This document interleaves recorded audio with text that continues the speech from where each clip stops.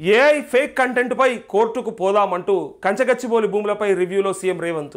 Fake వీడియోలు, ఫోటోలు కరోనాను మించిన మహమ్మారి. ఇలాంటివి మళ్ళీ జరగకుండా చర్యలు తీసుకోండి. సైబర్ క్రైమ్ విభాగాన్ని బలోపేతం చేయాలి. ఫోరెన్సిక్ టూల్స్ సమకూర్చుకోవాలని అధికారులకు ఆదేశం అంటూ ఏఐ ఫేక్ కంటెంట్పై సీఎం రేవంత్ రెడ్డి సీరియస్ అయ్యారు. సమాజాన్ని తప్పుదోవ పట్టిస్తున్న దీనిపై కోర్టుకు వెళ్లాలని అధికారులను ఆయన ఆదేశించారు. కంచగచ్చిబౌలి భూముల విషయంలో ఫేక్ ఇమేజ్లు, వీడియోలు క్రియేట్ చేశారని, భవిష్యత్తులో ఇలాంటి ఘటనలు జరగకుండా సైబర్ క్రైమ్ విభాగాన్ని బలోపేతం చేయాలన్నారంటూ ఈ వీడియో పక్కా ఫేకే. ఇదేమి ఒరిజినల్ కాదు. అంటే ఇదేదైతే షేర్ చేసుకున్నారో, ఎవరైతే స్టేటస్లలో పెట్టుకున్నారో ఇదంతా కూడా ఫేకే. కానీ వాళ్ళ ఒరిజినల్ కూడా ఉన్నది. ఆ వీడియోలు కూడా మనం చూసినాం. పూర్తిగా లేదు అనడానికి ఏం లేదు. అది ఉండేపటికే కదా మనకు ఆ దుప్పిలు గ్రామంలోకి వచ్చుడు అదంతా చూపించినాం కదా. మనము అపార్ట్మెంట్ల కాడికి వచ్చి ఆ దుప్పి నీళ్ళు తాగడం అవన్నీ చూసినాము. ఒకటి చనిపోయింది చూసినాము. ఇంకా కొన్ని పక్షులను కూడా చూసినాము, నెమళ్ళను కూడా చూసినాము. అయితే అవేమీ లేవని చెప్పడానికి లేదు. కానీ ఈ వీడియోని మాత్రం ఈ ఆర్టిఫిషియల్ ఇంటెలిజెన్స్తో క్రియేట్ చేసారు. అంటే ఆ ఎమోషన్ని క్యారీ చేయడానికి, అట్లే ప్రభుత్వాన్ని బదనాం చేయడానికి ఎవరి ప్రయత్నం ఆడుతుంది అది పక్కాగా. అయితే ఇక్కడ దాన్ని ఉదాహరణగా చేసిందే తప్ప అదే అని చెప్పడానికి లేదు. కానీ ఎక్కువ మంది ఇది నమ్మే అవకాశం ఉంటుంది, ఇదే నిజమేమో అనుకొని నమ్మే ఆస్కారం ఉంటుందని చెప్పి ఆ ఫేక్ వీడియోల మీద సీరియస్ అవుతున్నారట. ఆ చాలా సీరియస్ అయిపోయినట. సో పక్కగా ఆర్టిఫిషియల్ ఇంటెలిజెన్స్ వీడియోలు ఏవైతే ఉన్నాయో వాటిపైన ఖచ్చితంగా మళ్ళా కూడా జరగకుండా చర్యలు తీసుకోవాలని చెప్పి ఆ సైబర్ క్రైమ్ విభాగాన్ని బలోపేతం చేస్తామని చెప్పిండు. అయితే కంచగచ్చిబౌలి భూముల విషయంలో ఫేక్ ఇమేజ్లు, వీడియోలు క్రియేట్ చేశారని, భవిష్యత్తులో ఇలాంటి ఘటనలు జరగకుండా సైబర్ క్రైమ్ విభాగాన్ని బలోపేతం చేయాలన్నారు. ఏ ఫేక్ కంటెంట్ పసిగట్టేందుకు అవసరమైన అత్యాధునిక ఫోరెన్సిక్ హార్డ్వేర్, సాఫ్ట్వేర్ టూల్స్ సమకూర్చుకోవాలని సూచించారు. కంచగచ్చిబౌలి భూములకు సంబంధించిన కోర్టులో ఉన్న కేసులపై శనివారం సెక్రటేరియట్లో సీఎం రేవంత్ రెడ్డి ఉన్నత స్థాయి సమీక్ష నిర్వహించారు. ఇందులో డిప్యూటీ సీఎం బట్టి విక్రమార్క, మంత్రులు సీతక్క, పొంగులేటి శ్రీనివాసరెడ్డి అధికారులు పాల్గొన్నారు. ఈ సందర్భంగా ఏఐ ఫేక్ కంటెంట్పై సీఎం, మంత్రులు, అధికారులు ఆందోళన వ్యక్తం చేశారు. ఎస్సీయూ భూములను ప్రభుత్వం బలవంతంగా లాక్కొని చెట్లను నరికి వన్యప్రాణులను చెదరగొట్టినట్టుగా ఏఐ ద్వారా ఫేక్ వీడియోలు, ఫోటోలు సృష్టించారని, వీటిని సోషల్ మీడియాలో విస్తృతంగా ప్రచారం చేయడం వల్లే వివాదం తలెత్తిందని పేర్కొన్నారు.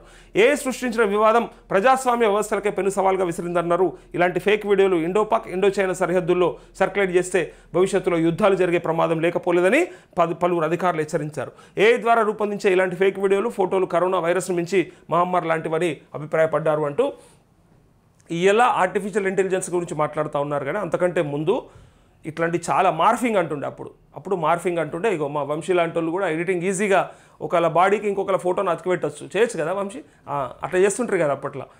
అవి వీడియో ఎడిటింగ్లు. అప్పుడు ఫోటోలను, వీడియోలు కూడా అట్లా ఎడిటింగ్లు చేసేటోళ్ళు. ఇది ఎప్పటికీ ఉన్నది. ఆ ఛాలెంజ్ ఖచ్చితంగా ఉంటుంది, ఆ టెక్నాలజీకి సంబంధించిన ఛాలెంజ్. సో దాన్ని ఓవర్కమ్ చేయడానికి ఏం చేయాలనేది ఆలోచించాలి, లేదా అసలు అటువైపుగా డిసిషన్ తీసుకోవడం రైట్ ఆర్ రాంగ్గా కూడా ఆలోచన చేయాలి. ఎందుకంటే అనవసరంగా ఇలాంటివి కనుక భవిష్యత్తులో వస్తే వాటిని ఎట్లా ఎదుర్కోవాలని చెప్పి చూడాలి తప్ప టెక్నాలజీని ఆపే ఏమన్నా పరిస్థితి ఉన్నదా? ఆపుతారా? ఇలా ఫోను ఒకప్పుడు వార్తలు రాకుండా, అంటే నిజాలు తెలియకుండా మెయిన్ స్ట్రీమ్ మీడియా అంటే పత్రికలు కావచ్చు, ఇటు పక్క టీవీ ఛానల్ కావచ్చు, శాటిలైట్ కావచ్చు, వాళ్ళు ప్రభుత్వం చెప్పిందో లేకపోతే ఎవరో కొన్ని పార్టీలు చెప్పిందో చెప్పి నడిపించి అసలు ప్రజాబాహుల్యంలోకి అసలు నిజాలే తెలియకుండా చేసిన సందర్భాలు కోకొల్లలు. అసలు అప్పట్లో లోపల ఏం జరిగేది ఎవరికి తెలియకపోయేది. పైనకు మాత్రం వాళ్ళు తీసుకున్న డిసిషన్ వీళ్ళు చెప్పేటోళ్ళు. వీళ్ళు కూడా జస్ట్ మాధ్యమం లాగా పనిచేసేటోళ్ళు. కానీ ఏ రోజైతే యూట్యూబ్ అనేది వచ్చిందో, ఈ ఫేస్బుక్, ఇన్స్టా, ట్విట్టర్, ఈ ఎక్స్లు, ఇవన్నీ కూడా ఏది ఉంటే అది డైరెక్ట్గా చూపించే అవకాశం, ఎవరైనా సరే అక్కడ ఇన్ఫర్మేషన్ని షేర్ చేసుకునే ఆస్కారం, ఈ రెండు వచ్చినాక దాన్ని ఎవడన్నా ఆపగలిగిందా? అప్పుడే చాలా మట్టుకు సరే. నెగిటివ్ లేదా అంటే ఉంది, ప్రతిదానికి ఉంటుంది. నెగిటివ్ లేనిది దేనికి?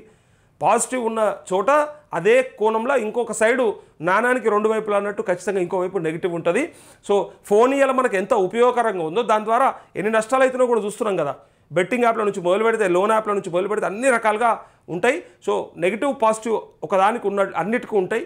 ఇప్పుడు ఈ విషయంలో కూడా టెక్నాలజీని వాడుకోవడంలో పాజిటివ్నెస్ ఎంత ఉంటుందో దీంట్లో వచ్చే నెగిటివ్ని ఎదుర్కోవడంలో రెడీ ఉండాలి తప్ప అసలు పూర్తిగా అది తప్పు లేదా తద్వారా ఇక అది బయట కనిపించకుండా చేద్దామంటే ఇలా యూట్యూబ్ ఛానల్ ఏం చేస్తూ ఉన్నాయి, ఉన్నది ఉన్నట్టుగా అక్కడ ఏం జరిగింది, ఏం జరుగుతూ ఉంది, పెద్ద పత్రికలు, పెద్ద ఛానళ్ళు చూపెట్టకున్నా లేదు. ఇగో ఇట్లా అసలు 12% కమిషన్ అని చెప్పిందే ఫస్ట్ మన యూట్యూబ్ ఛానల్, మన ఛానలే చెప్పింది. ఫస్ట్ కాంట్రాక్టర్లు బిల్లులు రిలీజ్ చేసుకోవడానికి ప్రభుత్వం దగ్గర డబ్బులు ఇచ్చి మరి నిన్న రేణుకా చౌదరి గారు, ఎవరు కాంగ్రెస్ ఎంపీ రేణుకా చౌదరి గారు అన్నటువంటి మాట, సీనియర్ నాయకురాలు, అవును ఇది నిజంగా దారుణం, ఇట్లా జరగకూడదు, ఇట్లా జరుగుతుందట అని డైరెక్ట్గా తను కూడా నిన్న ఒక టీవీ ఛానల్ డిబేట్లో చెప్పింది. ఇంకా ఏమున్నది, అందుకోసం అంటా ఉన్నా.